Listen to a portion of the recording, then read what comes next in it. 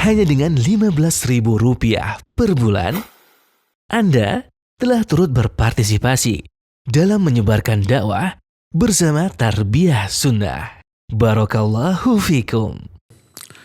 Bismillahirrahmanirrahim. Assalamualaikum warahmatullahi wabarakatuh. Alhamdulillahilladzi hadana lihadza wa ma kunna linahtadiya laula an hadana Allah. Wa asyhadu an la ilaha illallah wahdahu la syarikalah iqraran bihi wa tauhidan wa asyhadu anna Muhammadan abduhu wa rasuluh sallallahu alaihi wa ala alihi wa ashabihi wa sallama tasliman mazida wa ba'd. Para jamaah ikhwan akhwat yang ada di mancanegara yang tergabung ke dalam Bumiku Mengaji, jamaah Jerman mengaji, Belanda mengaji, ada pengajian keluarga Angola di Afrika, Majlis Ta'lim Ghuraba Masket Oman. Saya nggak tahu yang benar musket, masket, muscat, muskat, pokoknya begitulah. Juga pengajian keluarga di Myanmar, Majlis Ta'lim Ar-Raudhah di Abu Dhabi, jamaah Majlis Ta'lim Swiss mengaji, juga ikhwan akhwat yang tergabung ke dalam Jepang mengaji, juga ikhwan dan akhwat yang ada di Australia yang juga ikut gabung di malam hari ini untuk waktu Indonesia Barat ya. Juga para pendengar radio Tarbiyah Sunnah, juga radio-radio lain yang tergabung ke dalam grup kajian bersama, para pemirsa Persada TV dan TV-TV lain yang ikut juga merelay kajian kita sekarang ini, juga para netizen melalui akun manapun di mana saja Anda berada. Alhamdulillah malam hari ini kita untuk yang pertama kalinya berjumpa malam hari waktu Bandung, Indonesia Barat ya. Kita berjumpa dalam acara kajian Bumiku Mengaji terkhusus bagi ikhwan akhwat warga negara Indonesia yang ada di beberapa negara, beberapa benua di dunia, yang insya Allah kita akan rutin membahas masalah pendidikan keluarga di dalam agama Islam. Nanti terkhususkan dikaitkan dengan beberapa kasus spesial permasalahan tertentu yang banyak teralami oleh ikhwan akhwat kita yang hidup di luar negeri, khususnya di negara-negara kafir yang kaum muslimin menjadi minoritas di sana ya. Ini sekarang ini sekedar pembukaan terlebih dahulu tentang bagaimana mendidik keluarga menurut ajaran Islam. Ikhwati fillah azanillahu wa iyyakum. Berkeluarga itu sesuatu yang menjadi penentu utama bahagia atau menderitanya kita baik di dunia ataupun di akhirat nanti. Berkeluarga itu satu perkara yang menjadi bagian dari hidup para sholihin sejak zaman baheula mula. Bahkan manusia pertama yang diciptakan diberi keluarga oleh Allah Azza wa Jalla, diberi pasangan hidup yaitu Hawa, kemudian memiliki anak, cucu dan seterusnya. Dan Allah Azza wa Jalla menyatakan walaqad arsalna rusula min qablika wa ja'alna lahum azwajan wa dzurriyyah. Demikianlah kami telah utus para rasul sebelum engkau, hai Muhammad. Dan kami telah menjadikan bagi mereka istri-istri atau pasangan-pasangan dan anak-anak turunan. Dan apa yang Allah berikan kepada para nabi dan tetapkan untuk para nabi adalah hal yang terbaik bagi mereka dan bagi manusia dalam kehidupan mereka. Tidak hanya memberikan kebaikan di dunia tapi sampai ke akhirat juga. Oleh karena itulah maka kita melihat mayoritas para nabi, para rasul memiliki istri walaupun ada yang tidak, 1 atau 2 orang. Termasuk Nabi kita Muhammad sallallahu alaihi wasallam menjadikan berumah tangga, memiliki istri. Ini merupakan bagian dari sunnahnya. An-nikahu sunnati, faman raghiba an sunnati falaysa minni. Nikah itu sunnahku. Siapa orang yang tidak suka kepada sunnahku, maka dia bukan termasuk dari umatku. Termasuk para solihin yang oleh Allah Azza wa Jalla digambarkan dalam Al-Quranul Karim. Lihat salah seorang tokoh yang sebagian ulama menyebutnya nabi, tapi mayoritas menyebutnya bukan. Tapi yang jelas dia orang soleh. Namanya diabadikan oleh Allah dalam Al-Quran dan menjadi nama sebuah surat dalam Al-Quran. Yaitu surah Luqman. Surah yang ke-31. Salah satu di antara isi ayat dari surat itu adalah wa idz qala luqmanu libnihi wa huwa ya'idhuhu ya bunayya la tusyrik billah. Ingatlah ketika Luqman Al-Hakim berkata kepada anaknya. Ini menunjukkan rumah tangga tuh. Punya anak pasti punya istri. Wahai anakku, jangan sekali-kali kamu syirik kepada Allah. Menduakan Allah dalam hal ibadah. Karena syirik itu suatu kezaliman yang sangat besar. Termasuk salah satu doa yang dipanjatkan oleh para solihin yang oleh Allah diterangkan dalam Al-Quranul Karim. Surah Al-Furqan tentang ibadur Rahman, Allah menyatakan walladzina yaquluna rabbana hab lana min azwajina wa dzurriyyatina qurrata a'yun waj'alna lil muttaqina imama.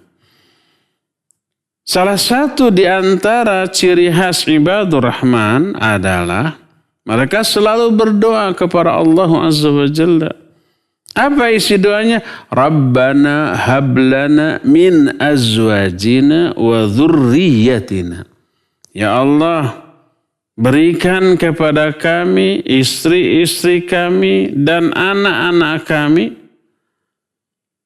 Apa? Qurrata ayun. Qurrata ayun itu sumber kebahagiaan. Dan ini menunjukkan sebuah rumah tangga. Orang solihin berumah tangga. Punya istri, punya anak, dan minta agar istri dan anaknya menjadi sumber kebahagiaan.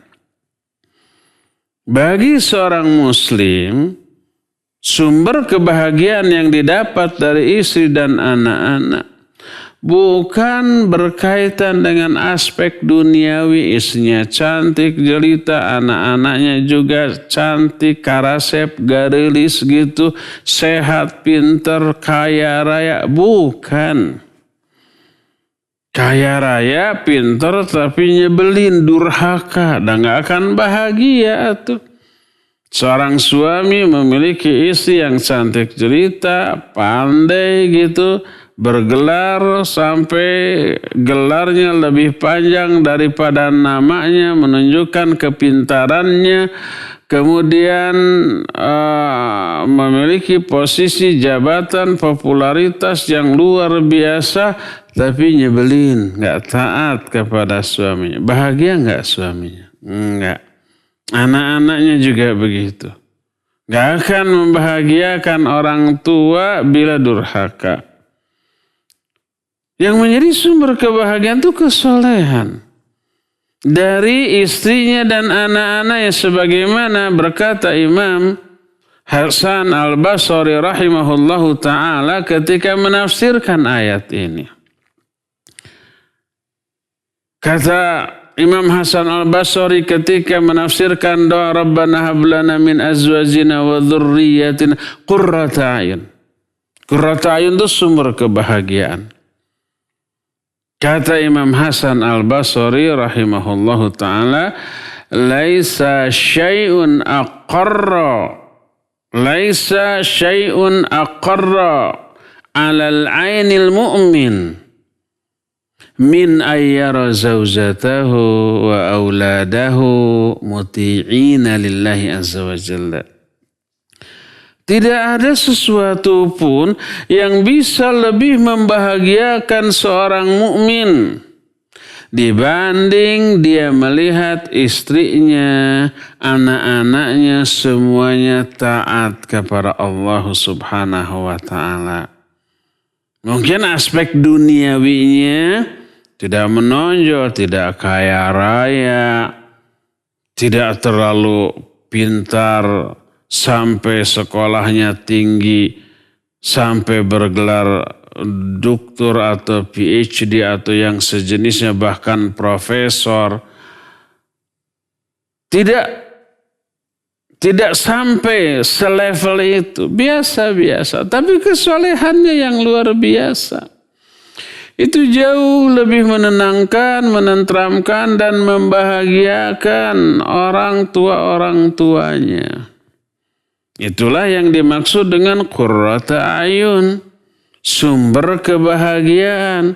Istri dan anak-anak menjadi sumber kebahagiaan karena kesolehan mereka, ketaatan mereka kepada Allah Azza wa Jalla. Itu yang menenteramkan.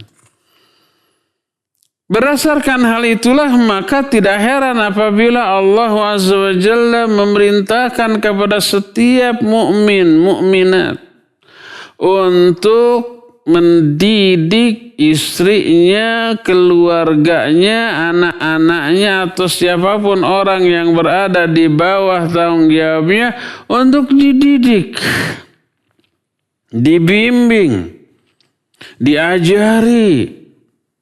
Bahkan ungkapan perintah mendidik, perintah mengajari, perintah mengarahkan itu dengan nada yang disertai ancaman yang dahsyat, menakutkan. Al-Quran surah At-Tahrim ayat yang ke-6 menyatakan, Ya ayyuhalladzina amanu qu anfusakum wa ahlikum nara. Hai orang-orang yang beriman, jaga diri kalian dan keluarga kalian, istri dan anak-anak kalian dari api neraka. Ini bernada ancaman kan? Kalau nggak dijaga neraka loh, gitu loh. Padahal isinya perintah untuk mendidik, perintah untuk membimbing, perintah untuk mengajari. Sebagaimana Ali bin Abi Thalib radhiyallahu an ketika menafsirkan ayat ini menyatakan addibuhum wa'allimuhum. Kata beliau, bina mereka, ajari mereka. Berkata Ibnu Abbas radhiyallahu anhu ketika menerangkan ayat ini, a'limu bi ta'atillah wattaqu ma'asiyallah wa'muru ahlikum bidzikri yunjikumullahu minan nar. Ajarkan mereka untuk mentaati Allah, untuk menjauhi maksiat kepada Allah. Perintahkan keluarga kalian untuk berzikir yang menyebabkan Allah menyelamatkan kalian dari api neraka. Berkata Mujahid, ulama ahli tafsir generasi tabi'in, murid utama dari Ibnu Abbas radhiyallahu anhuma, ketika menafsirkan ayat ini menyatakan qu anfusakum wa ahlikum nara, yani ittaqullah wa ausu ahlikum bitaqwallah. Kata beliau, bertakwalah kalian kepada Allah dan wasiatkan keluarga kalian juga untuk bertakwa kepada Allah. Begitulah cara menjaga diri kalian dan keluarga kalian dari api neraka. Berkata Qatadah rahimahullah ketika menerangkan ayat ini. Qu anfusakum wa ahlikum nara. Jaga diri kalian, keluarga kalian dari api neraka. Maknanya adalah ta'muruhum bi ta'atillah wa tanhahum an maksiatillah wa an taquma alaihim bi amrillah wa ta'muruhum bihi wa tusa'iduhum alaihi wa idza ra'aita lillahi ma'siyatan qada'tahum anha wa jazartahum anha. Makna jaga diri kalian dan keluarga kalian dari api neraka itu adalah perintahkan mereka untuk mentaati Allah. Larang mereka dari bermaksiat kepada Allah. Pimpin mereka dengan perintah dari Allah Azza wa Jalla. Bantu mereka untuk mentaati Allah. Dan bila engkau melihat satu kemaksiatan yang mereka lakukan kepada Allah, ingatkan bahkan berikan sanksi yang layak. Berkata Ad-Dhahhak dan Maqatil bin Hayyan rahimahumullahu ta'ala. Haqqun 'alal muslim ay yu'allima ahlahu min qurabatihi wa imaihi wa 'abidihi ma faradallahu 'alaihim wa ma nahahumullahu an. Wajib bagi setiap muslim mengajari keluarganya, baik kerabatnya, hamba sahaya wanitanya, hamba sahaya laki-lakinya, seluruh yang Allah fardukan atas mereka dan apa yang Allah larang dari mereka. Ajarkan mana perintah Allah, mana larangan Allah, bagaimana cara melaksanakan perintah tersebut, bagaimana cara menjauhi apa yang Allah haramkan tersebut, diajarkan, dikondisikan agar mereka taat dan menjauhi maksiat. Itu cara menjaga diri dari api neraka.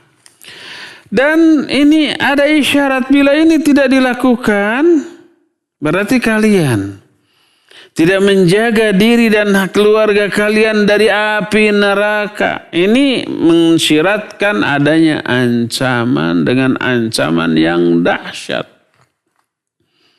Saking dahsyatnya lalu Allah Azza wa Jalla ini untuk memberi kesan takut.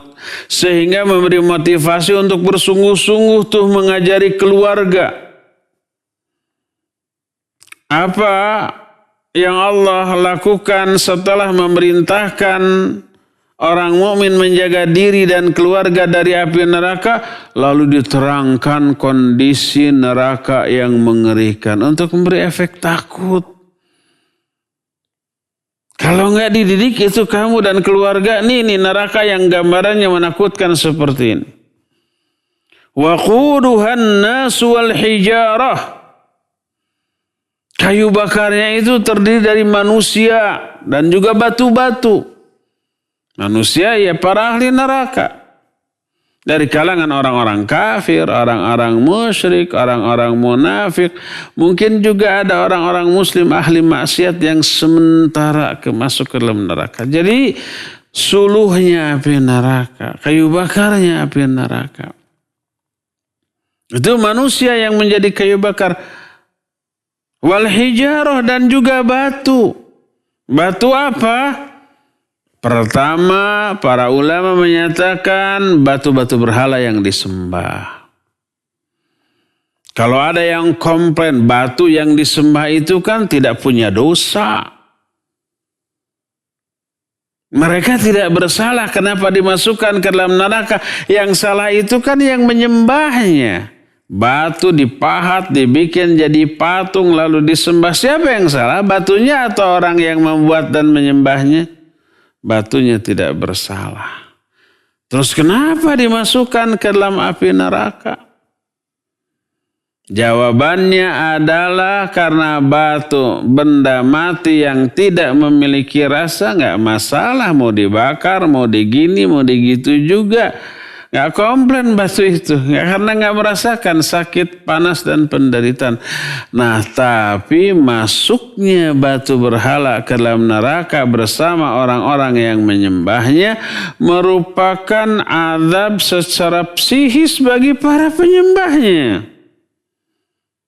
Patung yang selama ini dipuja-puja, disucikan, disakralkan, dianggap sakti mandraguna gitu ya.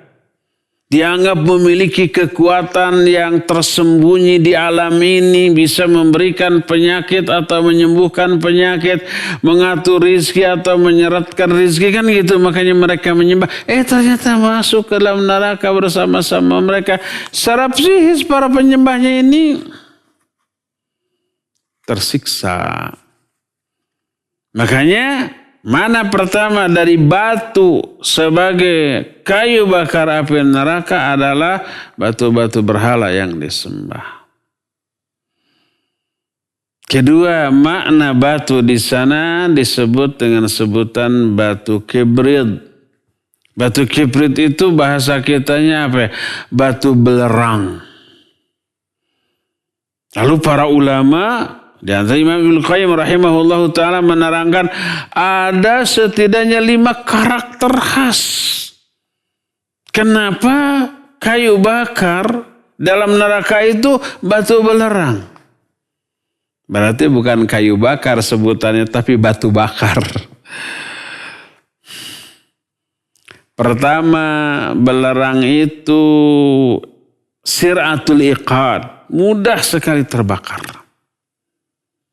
Berbeda dengan batu lain, begitu dibakar nggak langsung nyala. Tapi kalau ini langsung nyala. Keduanya, lengket di kulit. Ketiga, memberi efek panas yang lebih panas dibanding kayu bakar jenis lain. Kita tahu kayu bakar atau benda yang dibakar itu memberi efek panas yang berbeda ya. Antara kayu satu dengan kayu yang lain itu sudah beda. Konon katanya yang untuk bikin sate itu kayu arangnya itu bekas batok kelapa katanya ya. Itu pokoknya memberikan efek panas yang berbeda. Tapi di antara sekian banyak benda yang apabila dibakar memberi efek panas, yang paling panas adalah batu kibrit ini. Ini alasan yang ketiga. Alasan keempatnya, kalau dibakar batu kibrit ini menimbulkan aroma bau yang sangat menyengat. Menciumnya aja, menghirupnya aja bisa mual, bisa bikin muntah. Pernah nggak kita ke kawah? Kawah mana aja lah, kalau di Bandung ya paling ke kawah Gunung Tangkuban Parahu. Di Pangalengan ada tuh namanya Kawah Putih. Saya belum pernah ke sana, apakah karena putih warnanya? Kalau ke Tangkuban Parahu pernah. Mencium nggak aroma bau belerang? Iya. Kalau kita dari Bandung mau ke Subang, melewati Lembang, melewati Tangkuban Parahu pagi atau sore, aduh kecium tuh baunya. Ya. Dan yang kelima, efek buruk dari batu belerang itu bila dibakar menimbulkan asap hitam yang pekat, yang perih di mata. Semua karakter batu kibrit itu memberi efek apa? Memberi efek siksa, tambahan siksa. Dan itu sebuah gambaran neraka yang sangat mengerikan.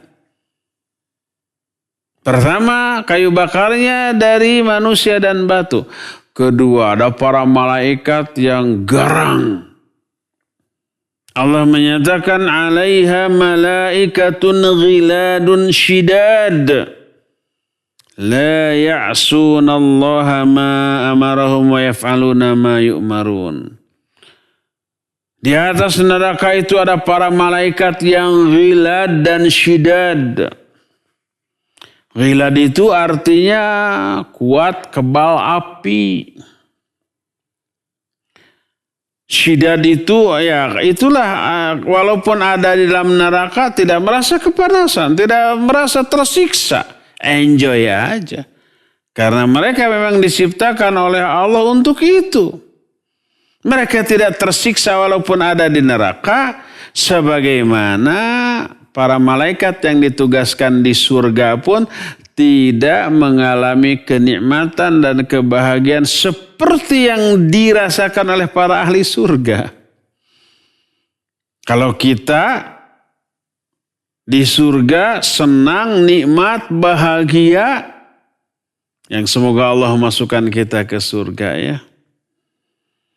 Karena semua yang kita butuhkan yang kualitasnya maksimal ada di surga. Apa sih yang kita butuhkan dalam hidup? Hanya 3 paling: makanan, minuman, pasangan. Sudah, nggak ada lagi. Istirahat, tidur itu bukan kebutuhan. Bukan sebuah kenikmatan, tapi apa? Tapi menunjukkan kelemahan kita. Kenapa kita tidur? Karena kita lemah, makanya ngantuk. Kenapa kita butuh istirahat? Ya karena kita lemah, capek. Para regel butuh istirahat. Maka istirahat ketika capek, nikmat. Tidur ketika ngantuk, nikmat. Tapi tidur ketika tidak ngantuk, dan tidak nikmat itu. Tidak ngantuk, segar bugar, lalu tiduran liur, jangar karena kepalanya enggak. Pusing. Lagi segar bugar, tidak lelah, tidak pegal, tidak capek, istirahat. Tidak kesal tuh, tidak nikmat lagi ya. Di surga tidak ngantuk, tidak lelah, tidak capek, tidak penat, tidak jemu, tidak bosan, tidak bete, tidak bored. Makanya nggak butuh tidur, nggak butuh istirahat. Terus apa yang dilakukan? Yang dilakukan khusus menikmati. Apa yang dia nikmati ya? Apalagi kalau bukan 3. Makan, minum, pasangan, sudah. Itu kebutuhan kita. Dan di sana terpenuhi secara maksimal dengan kualitas yang tidak ada bandingannya di dunia. Tapi kalau malaikat mah kebutuhannya bukan itu atuh. Malaikat nggak butuh makan, nggak butuh minum, dikasih makan, dikasih minum, nggak membuat mereka berminat, nggak membuat mereka senang dan bahagia. Kita senang, bahagia, karena memang itu yang kita butuhkan. Malaikat nggak butuh pasangan karena mereka bukan lelaki ataupun perempuan yang butuh pasangan. Enggak. Kita dikasih pasangan senang banget karena itu salah satu di antara sumber kebahagiaan kita. Ibarat umpamanya binatang ya, umpamanya kambing. Coba kambing dikasih emas, dikasih uang, bergepok-gepok. Cuek tuh. Bukan itu yang dibutuhkan. Dikasih mobil mewah, rumah mewah, dikasih emas, dikasih perhiasan, dikasih uang, dikasih daging. Nggak akan membuat si kambing bahagia. Tapi begitu dikasih rumput hijau, baru mereka senang. Ya nggak? Jadi surga itu semua kenikmatannya adalah hal-hal yang hanya dibutuhkan oleh manusia. Masuk ke sana senang, bahagia. Para malaikat yang ditugaskan di sana nggak minat kepada semuanya itu. Jadi di dalam neraka malaikat ada yang ditugaskan nggak komplain. Wah saya inginnya di surga, kenapa di neraka? Enggak. Mereka tidak tersiksa di neraka. Ghiladun syidad. Makna ghilad adalah makhluk yang sudah tercabut rasa belas kasihan dari dirinya, nggak berbelas kasihan. Kalau kita umpamanya ya pernah jadi korban kejahatan, kecopetan, kemalingan atau ditodong atau yang sejenisnya, semoga Allah tidak mentakdirkan kita mengalami itu ya. Tapi yang pernah mengalami, aduh sakit hatinya, gemesnya itu kepada penjahatnya, kepada copetnya, kalau ada, gimana. Suatu saat ada maling ke rumah kita, kena dapat. Dipukuli umpamanya. Nah sudah babak belur, sudah berdarah-darah, ada nggak rasa kasihan? Ada, udah, kasihan. Udah, serahkan aja ke polisi. Kan gitu ya? Nggak berani berlanjut melebihi dari batas belas kasihan kita. Malaikat yang bekerja atau ditugaskan di neraka tugasnya mengazab. Kalau punya belas kasihan, nggak akan tega tuh. Azabnya juga luar biasa. Itu ghilad. Ghiladun syidad. Ghilad adalah malaikat yang sudah tercabut rasa belas kasihan pada hatinya. Nah digambarkan neraka seperti itu. Mengerikan, makanya jangan sampai diri kita dibiarkan terkena azab itu, waliyadzubillah. Jangan biarkan keluarga kita terkena azab neraka yang super dahsyat tersebut, waliyadzubillah. Maka ayat ini berisi perintah menyelamatkan diri dan keluarga dari api neraka dengan cara dididik, dengan cara dibina, dengan cara diarahkan, diajari, sehingga mereka itu tidak terjerumus ke dalam seluruh amalan yang bisa mengundang datangnya murka dan azab Allah, baik untuk di dunia ini apalagi di akhirat nanti. Dari sinilah kita mengetahui wajibnya kita untuk mendidik keluarga, anak istri, sehingga memberikan faidah di dua negeri. Di negeri dunia, istri dan anak yang soleh dan solihah menjadi sumber kebahagiaan bagi kita. Dan itu yang dimaksud dengan qurrata ayun. Hablana min azwajina wa dhurriyyatina qurrata ayun. Sumber kebahagiaan. Dan tidak ada yang lebih memberikan kebahagiaan kepada seorang mukmin dibanding melihat istrinya, anak-anaknya soleh-soleh, taat-taat kepada Allah Azza wa Jalla, iman, beramal soleh, ahli ibadah, menjauhi dosa dan maksiat. Itu yang membuat kita tentram melihat kehidupan mereka. Itu di dunia. Di akhirat, Masya Allah, tabarakallah. Di akhirat berkumpul kembali dalam suasana yang sangat bahagia di tempat terindah, yaitu di surga Allah Azza wa Jalla. Itu tujuan utama berkeluarga. Saling membantu, saling menolong, saling mengarahkan, saling membimbing, saling menjaga agar tetap bahagia di dunia dan tetap berbahagia sampai di akhirat dan berkumpul kembali. Tak akan lengkap kebahagiaan tanpa berkumpulnya keluarga di tengah suasana yang bahagia. Sok atau jangankan di akhirat ya, di dunia saja.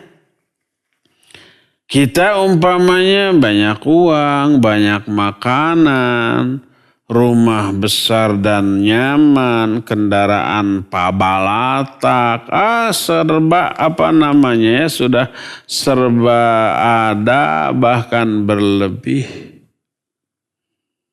Tapi sebagian anak kita tidak ada, jauh di sana. Dan kurang lengkap atau kebahagiaan. Mungkin ikhwan akhwat yang sudah sepuh gitu ya, di atas 40 tahun, anak-anaknya sudah pada gede. Atau anak-anaknya mungkin masih kecil. Coba senang-senang wisata sendirian dengan kawan-kawan kita. Jalan-jalan di mall sendirian aki-aki.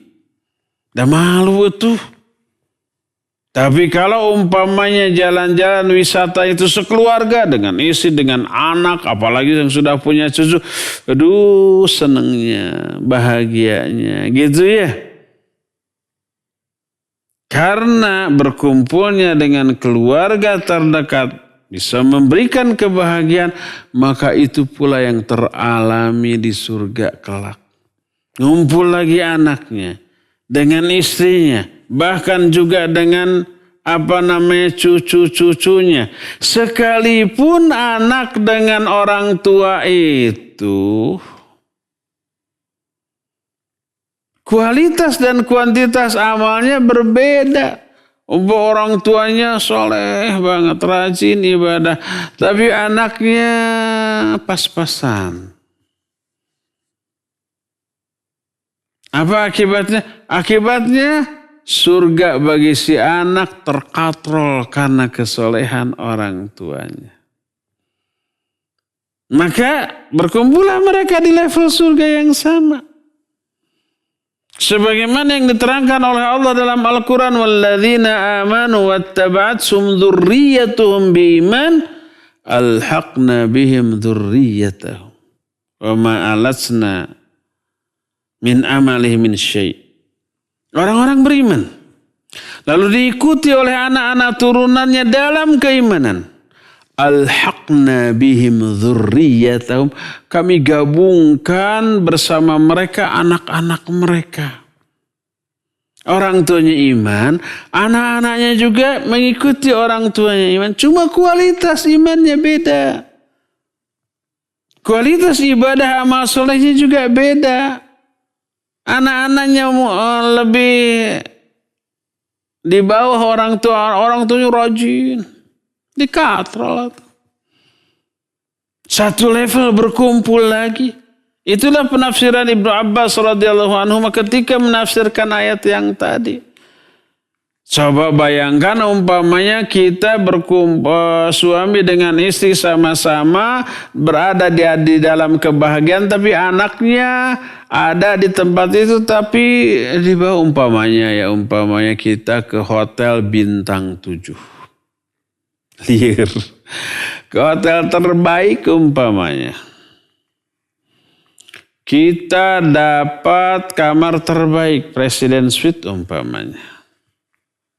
Suami istri. Tapi kita tahu anak-anak kita ada di lobi, nggak dapat kamar. Diam saja duduk di lobi. Kita bahagia nggak? Enggak lah, nggak bahagia. Atau dapat kamar tapi kamarnya itu kamar yang kecil, kamar yang paling kecil standar umpamanya, ditumpuk satu kamar berlima nggak ada extra bed kita lega. Senang nggak? Bahagia nggak? Enggak. Karena pikiran kita ingat kepada anak kita. Tapi begitu anaknya satu level dengan orang tuanya. Melihat kebahagiaan anaknya berkumpul bersama. Itu sudah tidak bisa dibayangkan lagi. Oleh karena itulah maka kesolehan orang tua berpengaruh besar kepada nasib si anak. Ini salah satu di antara tujuan berumah tangga. Ta'awun alal birri wa taqwa, saling menjaga dari murka dan azab Allah subhanahu wa ta'ala. Nah sekarang bagaimana caranya mendidik anak? Mendidik istri, mendidik anak agar terhindar dari murka dan azab Allah, agar terselamatkan dari neraka sebagaimana firman Allah, ya ayyuhalladzina amanu qu anfusakum wa ahlikum nar. Hai orang-orang yang beriman, jaga diri kalian dan keluarga kalian dari api neraka. Maknanya didik mereka agar selamat dari azab Allah, dari murka Allah, dari neraka Allah. Bagaimana caranya? Ini masih bersifat umum ya. Untuk semua kaum muslimin yang ada di belahan bumi manapun di dunia ini. Tidak hanya ikhwan akhwat kita yang hidup di negeri kafir, tapi di semua negeri. Termasuk di negeri Islam seperti Saudi atau Brunei umpamanya. Termasuk yang di Indonesia umpamanya ya. Ini secara umum terlebih dahulu. Sekarang bagaimana cara mendidiknya? Apa tahapan-tahapan yang harus kita lakukan?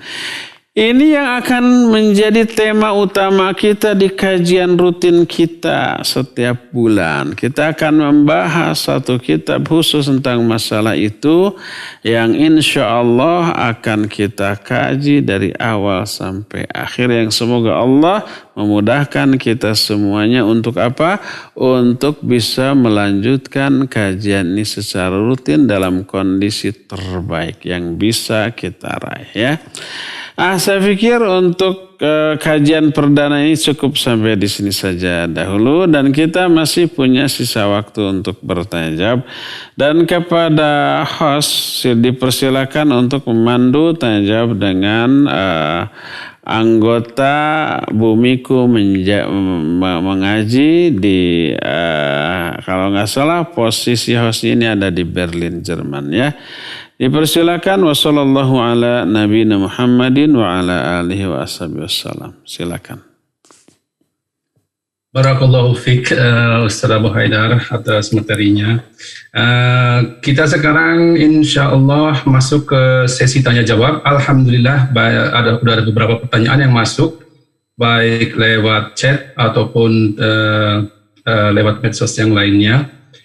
Kami sudah mendapatkan daftar pertanyaan dari beberapa negara. Yang pertama, insya Allah ada pertanyaan dari keluarga pengajian Myanmar. Silahkan Pak Aslam untuk membacakannya.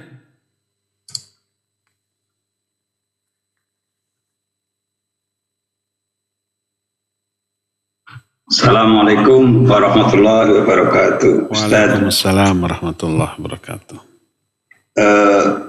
Mohon izin bertanya penjelasan tentang makna sekufu dalam mencari pasangan hidup jika dikaitkan dengan hadis wanita biasanya dinikahi karena 4 hal tersebut. Jadi mohon penjelasan bagaimana dalam masalah sekufu di dalam memilih pasangan. Pertanyaan dari teman di Myanmar. Jazakallahu khairan Ustaz. Wa jazakallahu khairan wa barakallahu fiik. Ikhwan yang bertanya dari Myanmar. Sebuah hadis yang masyhur sering kali kita dengar, tunkahul mar'ah li arba'in. Wanita itu umumnya dinikahi karena 4 hal. Li jamaliha, wali hasabiha, wali maliha, wali diniha. Fadfar bidatid din taribat siyadak. Umumnya wanita dinikahi karena 4 hal. Karena kecantikan, karena harta, karena kehormatan keluarga, dan keempat karena agama. Advis dari Nabi kita Muhammad SAW menyatakan, fadfar bidatid din. Nikahi wanita karena agama. Taribat siadak. Maka kalau enggak karena agama, kamu akan celaka gitulah. Kalau karena agama kamu beruntung, tapi pertimbangan menikahi bukan karena agama, karena kecantikan, karena harta, karena kehormatan, kamu akan rugi, kamu akan celaka. Itu intinya. Nah, sekarang bagaimana cara memilih pasangan dari aspek yang harus sekufu. Sebenarnya ini termasuk perkara yang nanti akan dibahas. Loh, kenapa dibahas? Bukankah tema utama kita pendidikan keluarga? Ini kan berkeluarga ya.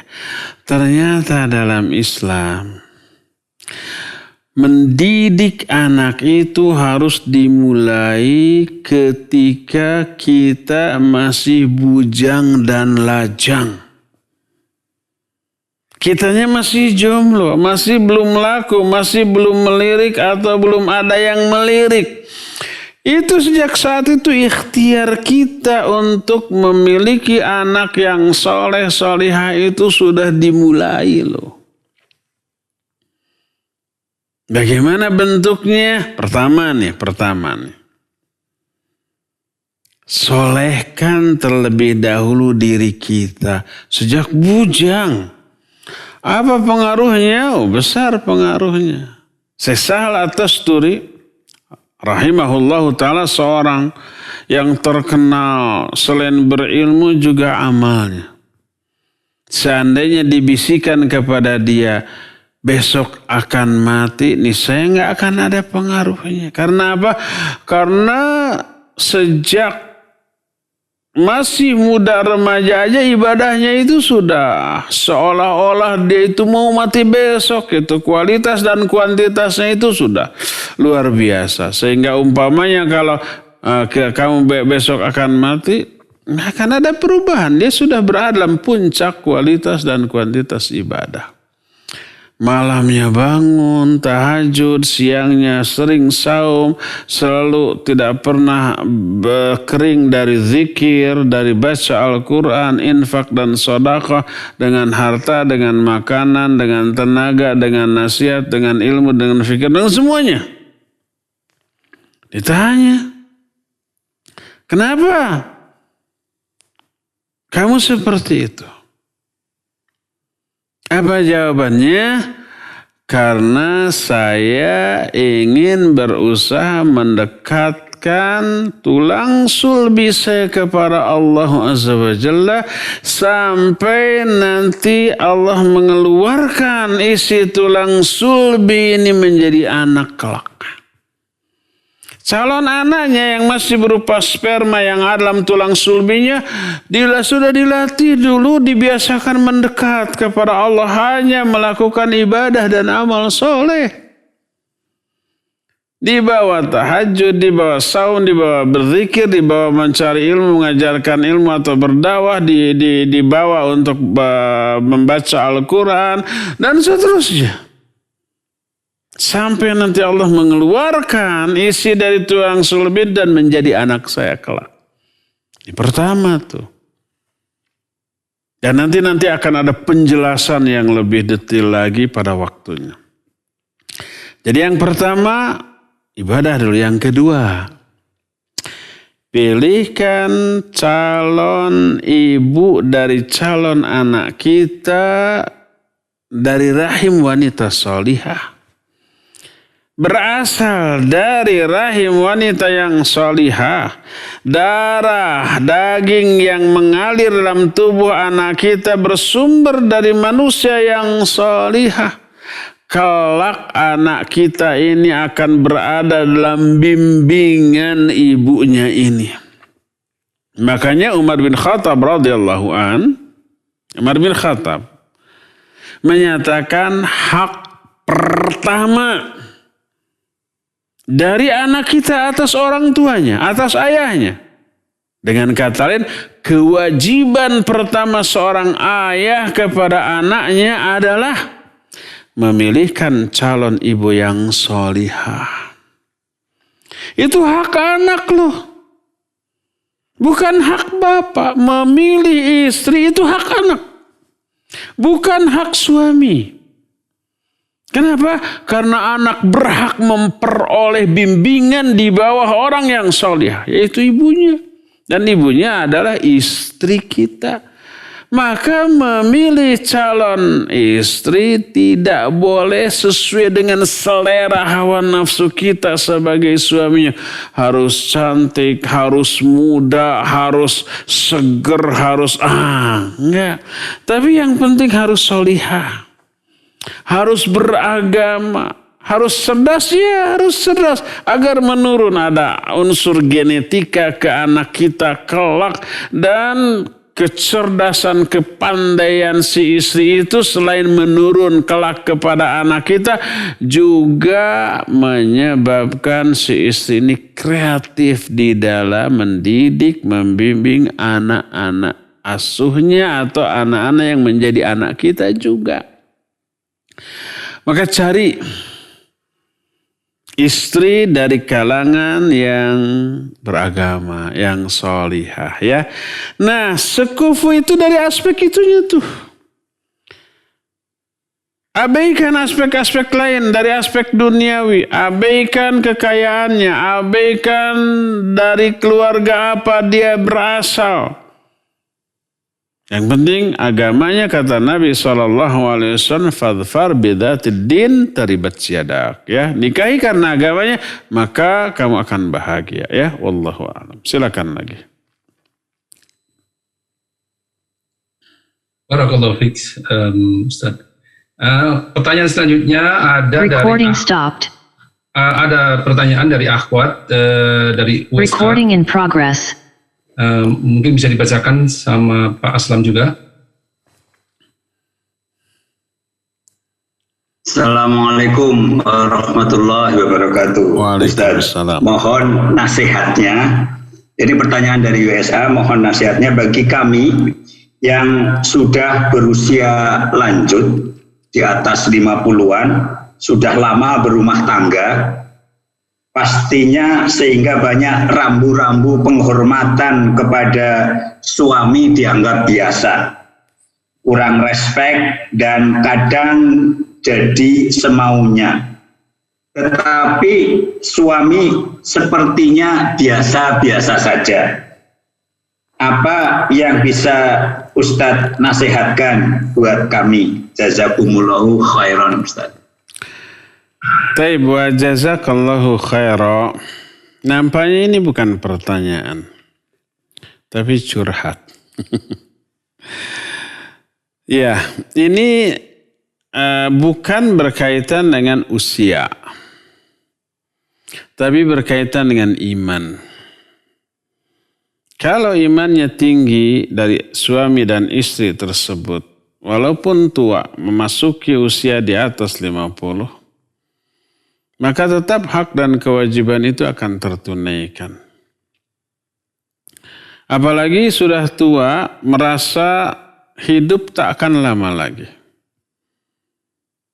MPP lah, masa persiapan pensiun dari hidup. Apa yang dilakukan? Ya, menabung pahala untuk akhirat. Meningkatkan kualitas dan kuantitas ibadah. Fokusnya bukan kepada dunia lagi, tapi kepada akhirat.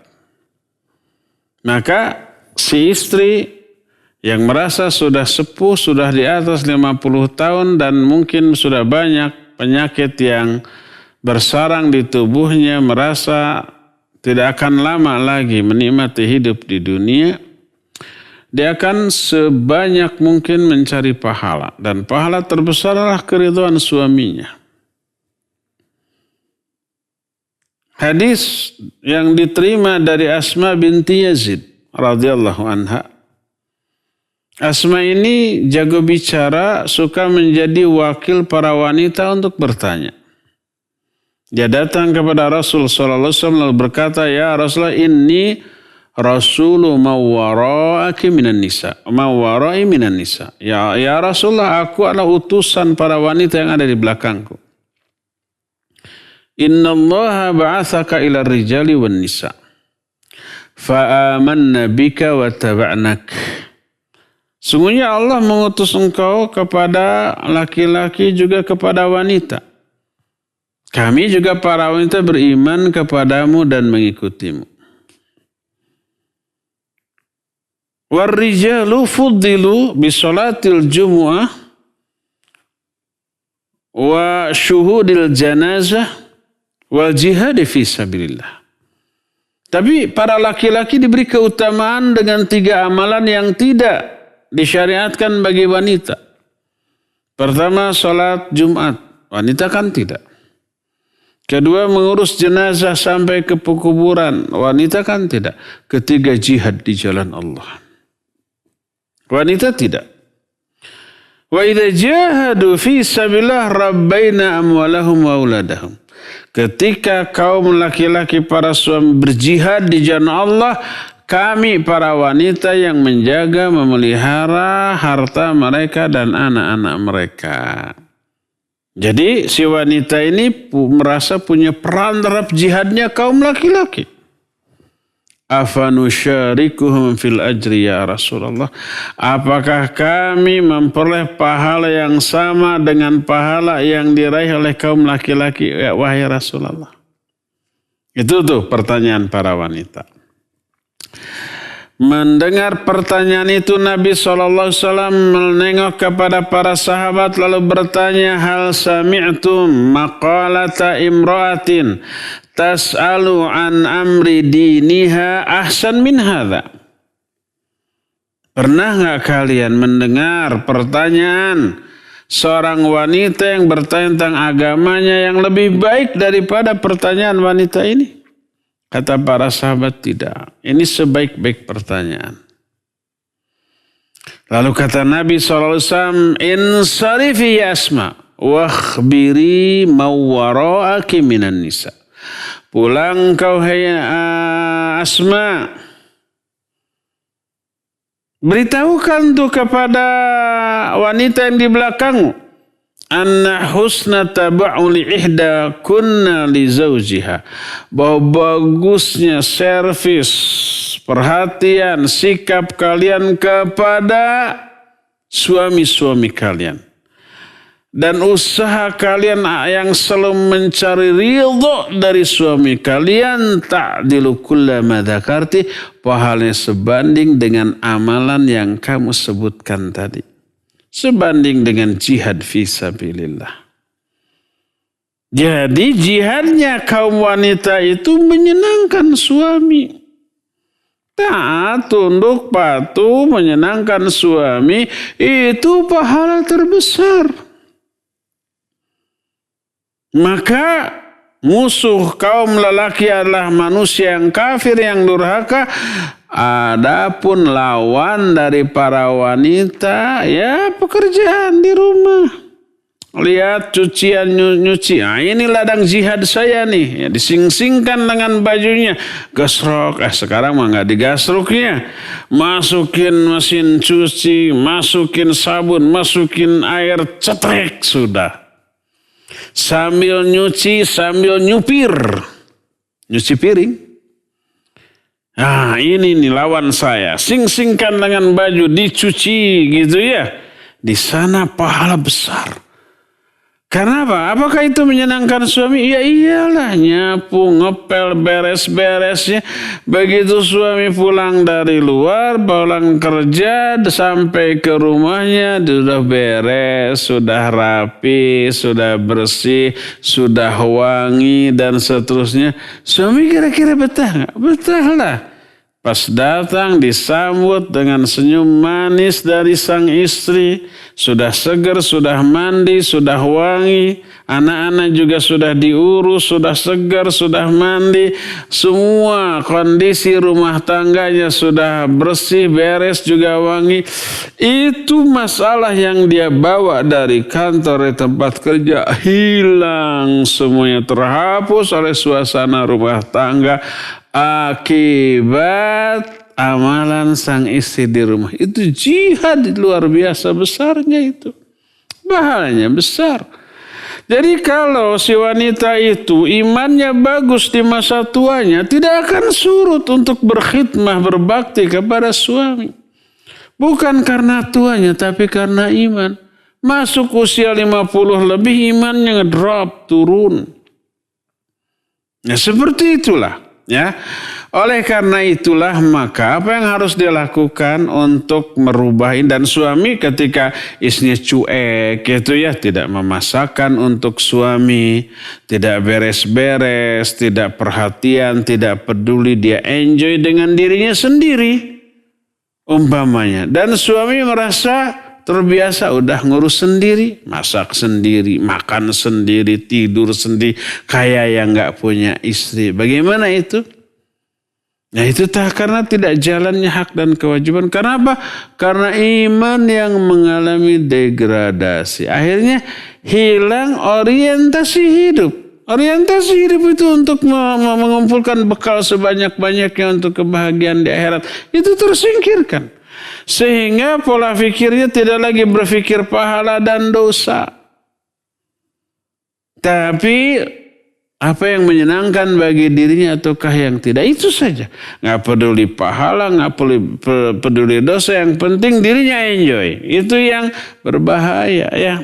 Apa yang harus dilakukan?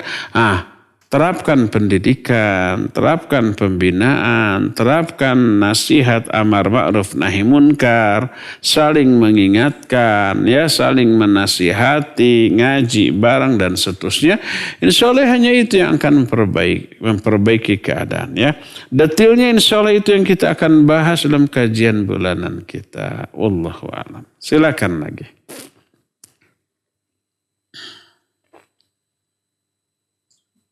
Barakallahu fiik Ustaz. Pertanyaan berikutnya dari Abu Dhabi. Monggo silakan ikhwan yang dari Abu Dhabi untuk membacakan pertanyaannya. Jazakallahu khair, moderator. Assalamualaikum Ustaz. Izin menyampaikan pertanyaan dari hamba Allah di Abu Dhabi. Ustaz, Assalamualaikum. Mohon bertanya, bagaimana metode terbaik dalam menasihati keluarga?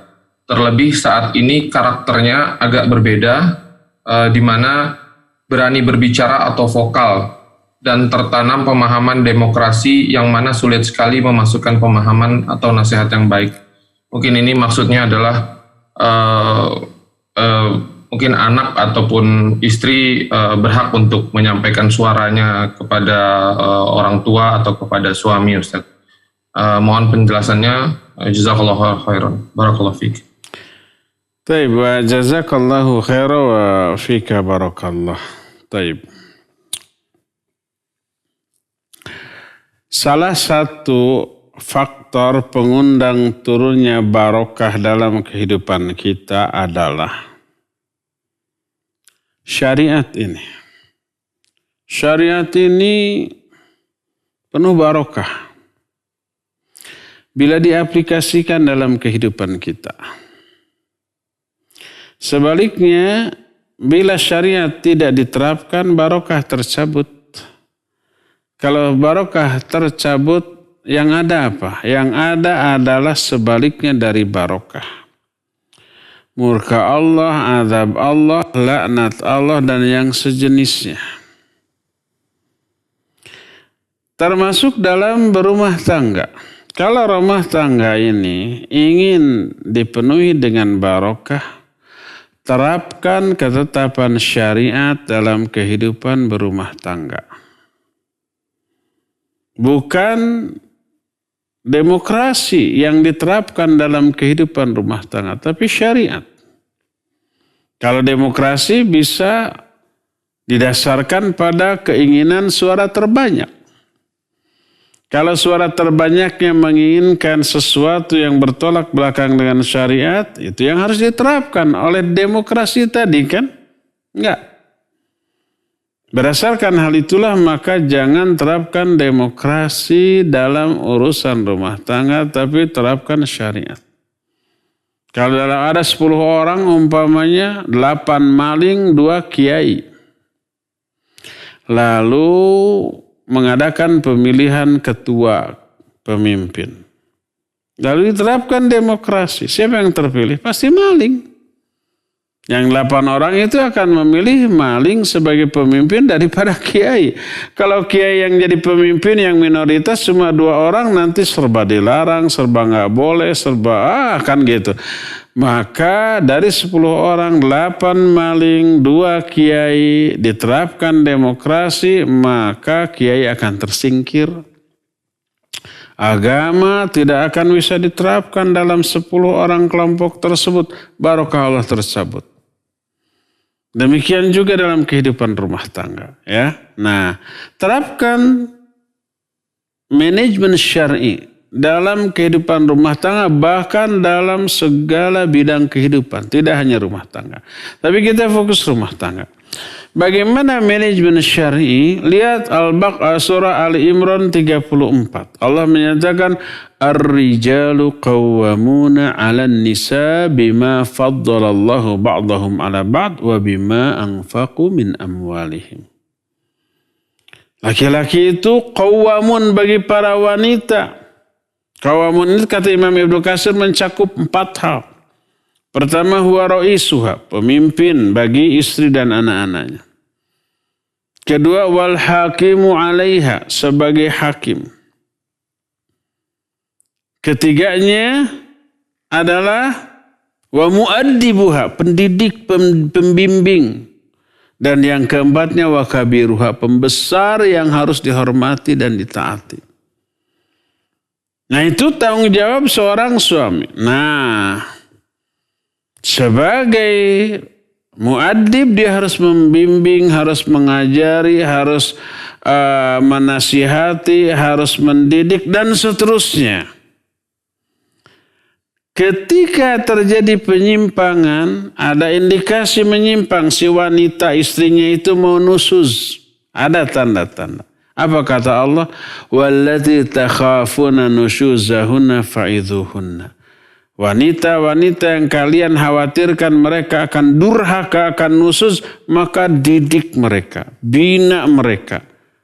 Dengan sebaik-baik cara. Cara mendidiknya ini yang kita akan bahas nanti. Nah, terus setelah itu, setelah faidhuhunna, wahjuruhunna fil madhaji.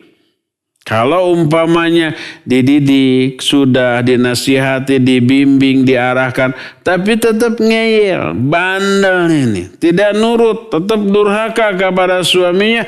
Yang kedua, wahjuruhunna fil madhaji. Pisah tempat tidur. Jangan tidur bareng.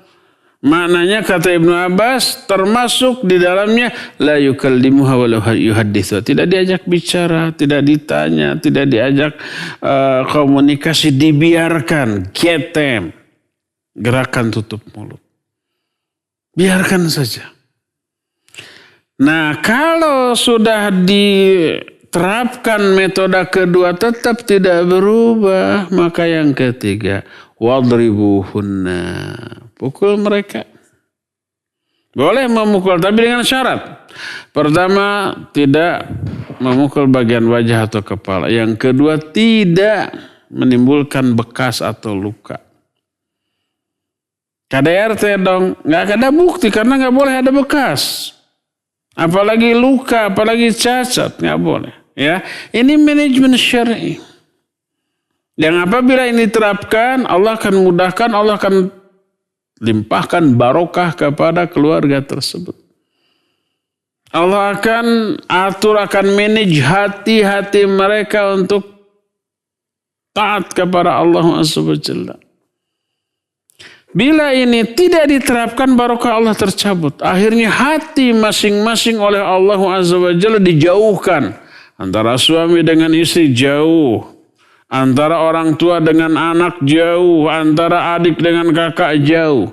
Jauh hatinya. Walaupun mereka bersatu di satu ruangan yang sama, tapi pikirannya, dunianya sudah lain masing-masing. Ada lagi komunikasi yang nyaman antara mereka semuanya. Apa yang harus dilakukan? Terapkan lagi manajemen syar'i. Siapa yang paling berperan? Ya, suami sebagai kepala rumah tangga. Bagaimana caranya mengkondisikan rumah tangga ini agar kembali nyaman dan dipenuhi barokah Allah? Itu yang nanti kita akan bahas dalam kajian rutin kita, ya. Wallahu a'lam. Silakan lagi. Barakallah. Berikutnya ada pertanyaan dari Kanada. Mungkin Pak Aslam bisa membacakannya lagi. Padahal Pak Aslam. Saya bacakan, Ustaz. Pertanyaan dari akhwat di Kanada. Assalamualaikum Ustaz. Saya merencanakan menikah di usia hampir setengah abad dan sudah pernah gagal sebelumnya. Bila kita menemukan calon suami yang berbeda negara asal, apa yang bisa Ustadz nasihatkan? Jazakumullahu khairan. Taib wa jazakallahu khairan. Ahwat di Kanada. Mungkin di Vancouver ya. Di sana ada kawan saya SMA ya, ada komunitas juga di sana. Coba hubungi Pak Indra dan Bu Rini di sana. Kawan sekelas saya SMA itu sekarang suka ngaji. Mungkin sekarang juga ikut ya. Kang Indra, Teh Rini coba dihubungi ini. Hampir setengah abad baru mau nikah. Yang kesekian pernah tapi gagal. Tapi dengan yang berbeda kenegaraan. Bagaimana saran saya? Pertama ya, tinjauan syar'i mau warga negara manapun asal agamanya sama, Islam. Itu saja, lihat agamanya. Agamanya baik, pemahamannya lurus ya. Komitmen loyal kepada ajaran agama ini, maka silakan. Secara syar'i sah dan bagus. Sesuai dengan advis dari Nabi kita SAW yang tadi, fadfar bidzatid din taribat yadak. Nikahi karena agama. Ya, bukan karena kewarganegaraannya, fisiknya, hartanya atau yang lain-lain. Itu yang pertama. Kedua, tinjauan saya pribadi. Kalau kita ingin yang ideal, yang bagus, lebih utama untuk mencari pasangan yang satu kewarganegaraan. Biar tidak terlibat urusan dokumentasi, urusan administrasi, urusan surat-surat, urusan visa, urusan paspor, urusan akte anak-anak, urusan izin tinggal, segala macam. Dan itu kan tiap tahun rutin. Kadang-kadang harus berpisah dulu karena orang yang warga negaranya lain harus keluar dulu selama sekian bulan. Nanti bisa masuk lagi, setiap tahun diperbaharui lagi, bayar lagi. Itu ribet dan sering kali menjadi duri dalam kehidupan rumah tangga. Syukur kalau secara ekonominya mapan, mencukupi, gampang, bayar uang sekian, gampang diurus orang lain. Kalau kurang atau pas-pasan, ini sangat mengganggu.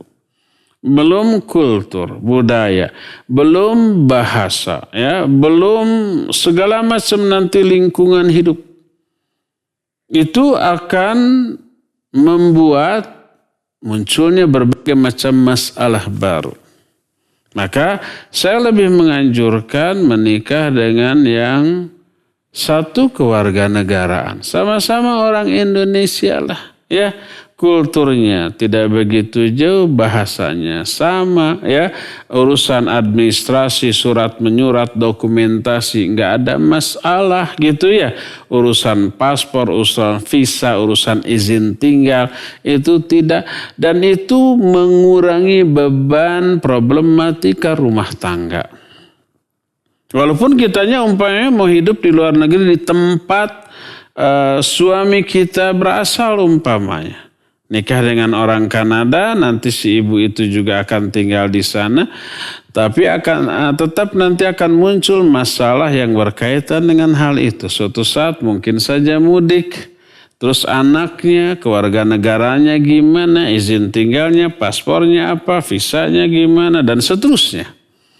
Jadi kalau ingin memperkecil atau meminimalisir masalah yang akan dihadapi, nikahlah dengan sesama orang Indonesia. Tapi tidak wajib, tidak berarti tidak sah, tidak berarti haram kalau menikah dengan yang bukan orang Indonesia. Boleh, asal agamanya sama. Dengan sama Indonesia tapi agama berbeda ya tidak boleh. Tidak sah, karena ini wanita yang muslimahnya wanita. Mencari suami yang non-muslim tidak sah pernikahan tersebut ya. Jadi pertama agamanya, yang kedua, ini sekedar saran saja, anjuran, lebih baik menikahlah dengan sesama warga Indonesia ya, wallahu a'lam. Silakan, ini pertanyaan terakhir ya, waktunya mau habis. Khair, jazakallah khair, insyaallah. Bismillah.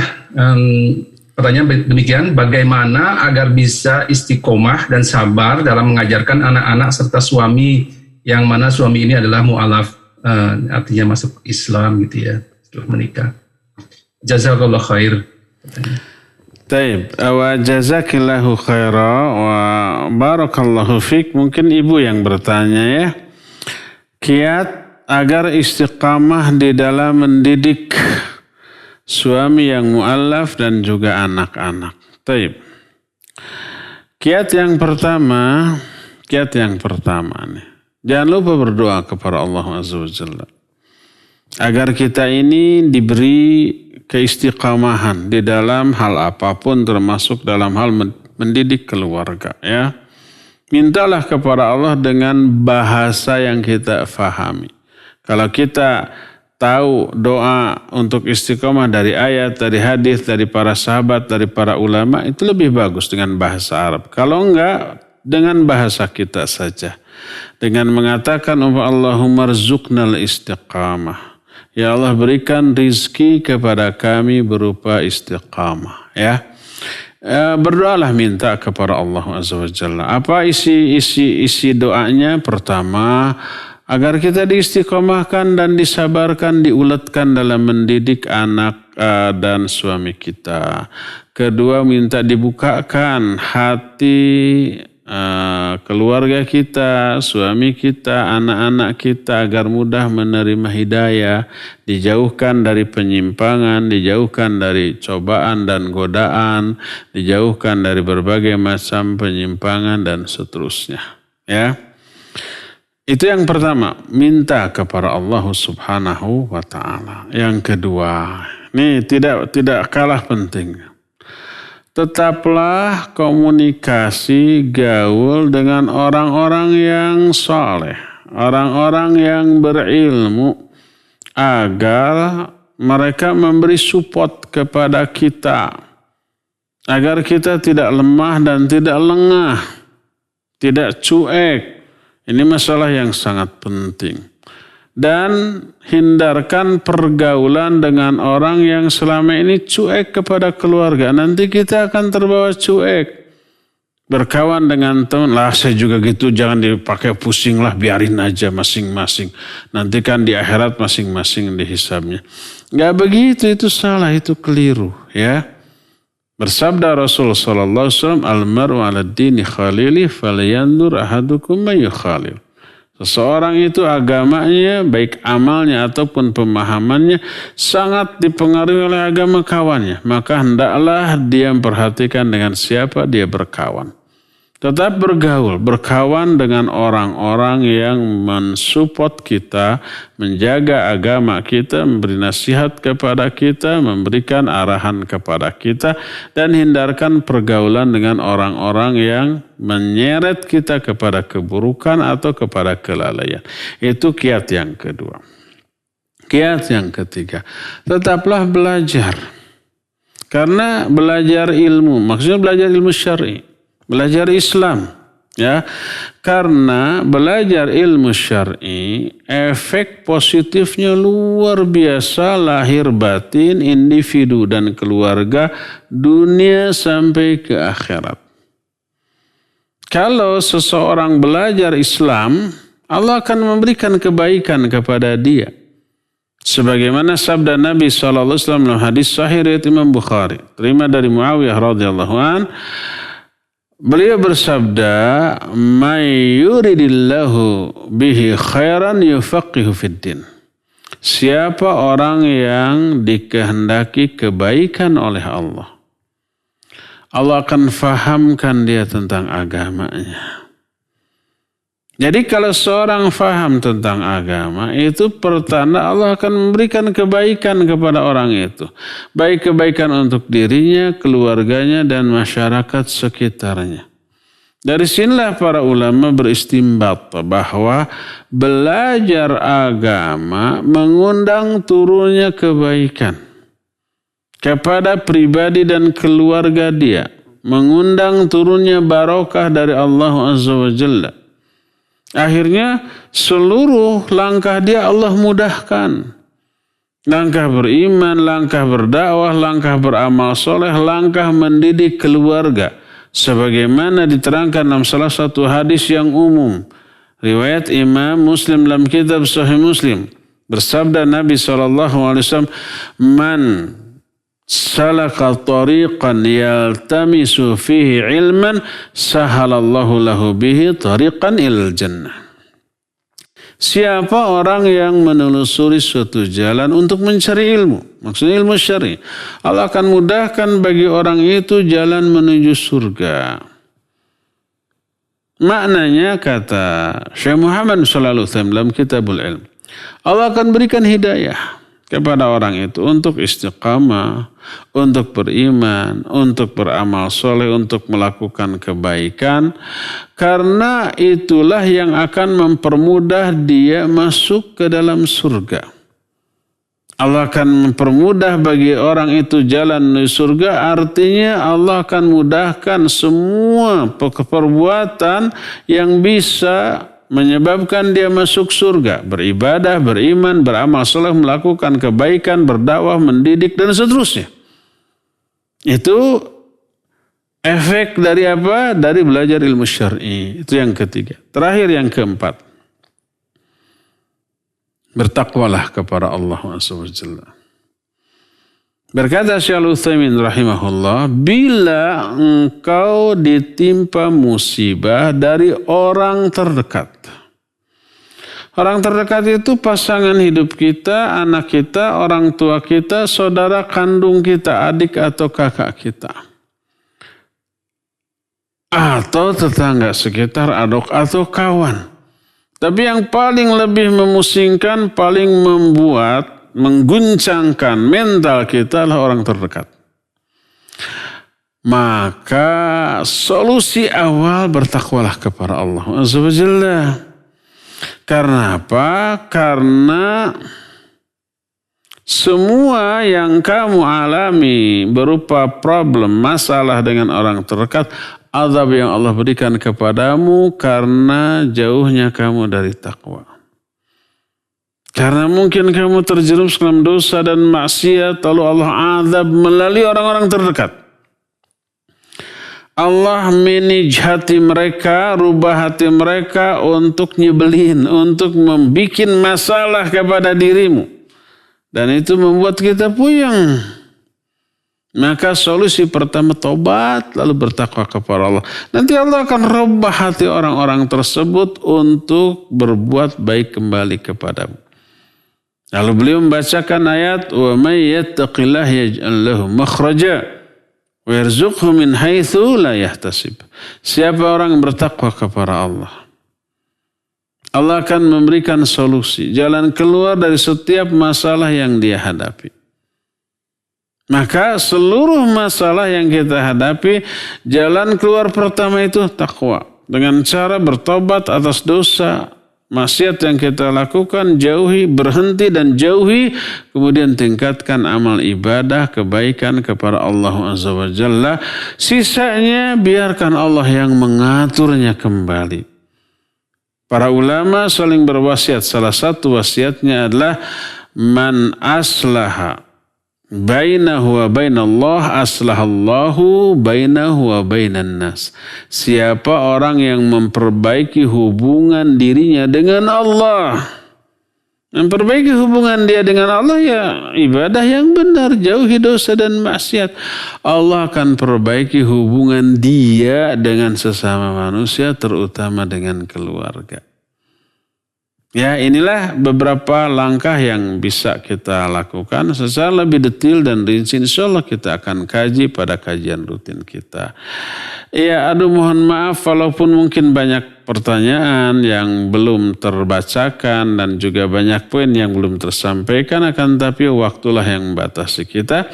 Cukup sampai di sini, insyaallah kita akan berjumpa kembali di pertemuan yang akan datang. Mohon maaf bila ada kekeliruan, kesalahan atau kata yang kurang berkenan di hati para jamaah sekalian.